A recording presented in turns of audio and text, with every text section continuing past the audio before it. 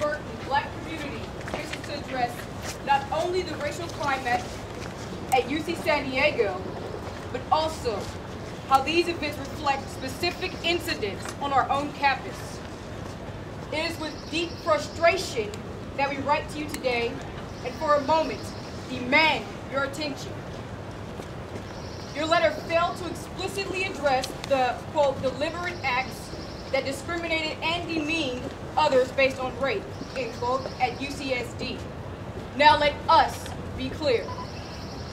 We are disgusted that the administration is merely distressed by the following offenses. Firstly, the commemoration of Black History Month with a racist Compton cookout describing Black people as having short nappy hair and a limited vocabulary while consuming chicken and watermelon. Secondly, the broadcast of Koala's response to the Black Student Union, calling them, quote, ungrateful N-words. Thirdly, the hanging of a noose at a campus library. And finally, the note threatening as, quote, more nooses to come. The Black community at UC Berkeley finds your letter to the campus on February 24th dismissive and disappointing, especially considering that, as you mentioned, our campus is to pioneer the University of California's campaign for equity and inclusion. In response to some of the most blatant acts of hatred and discrimination our university has witnessed in recent memory, your letter simply redirected us to a, quote, 10-year plan as a mode of redress. While we believe this was not your intent, such dismissive treatment of the issue undervalues the total tonnage of the situation. Thus, the Black community cannot accept your redress, for it is not enough. Such language as, quote, working to discourage and prevent such incidents at Berkeley, end quote, implies that our campus is free of ignorant and thoughtless acts of racism. It is not. We would like to bring to your attention some of these acts.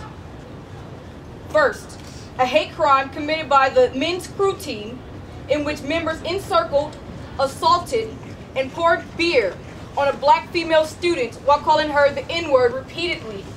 UCPD was called and did nothing. Secondly, an incident in science class in which the professor turned out the lights for a classroom presentation and a student yelled, "Where did all the Black people go?" The professor made no rebuke. Thirdly, an on-campus PETA demonstration comparing enslaved Africans, lynched Black Americans, and Tuskegee experiment subjects to chickens, pigs, and cows. Canines were brought to a peaceful protest to, quote, calm the situation. Next, a hate crime in which the African American theme house co-op was vandalized with swastikas.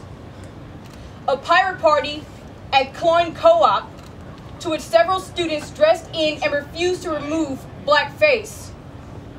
A Cal Greek officer retreat to which PHC and IFC members brought large amounts of alcohol and marijuana, and upon discovery, deflected blame to NPHC, though it was only one member present. Next, an incident in which a Black male architecture student was walking into Worcester at 3 a.m. and had the police called on him by a non-Black female student, accusing him of attempted rape simply because he entered the building behind her. And finally, an article in the Daily Cow which stated that Blacks are 7 times more likely to kill than whites. Though these incidents seem isolated, they're in fact symptomatic of a deeper issue that plagues the University of California as a whole. A continued marginalization of the Black student body. Again, let us be clear. Frighteningly low numbers of Black students are on campus since the passage of Proposition 209. To be exact, 3.49% of 35,843. The failure of the UC administration to effectively recruit and retain Black students, thus burdening the Black student organizations with this responsibility.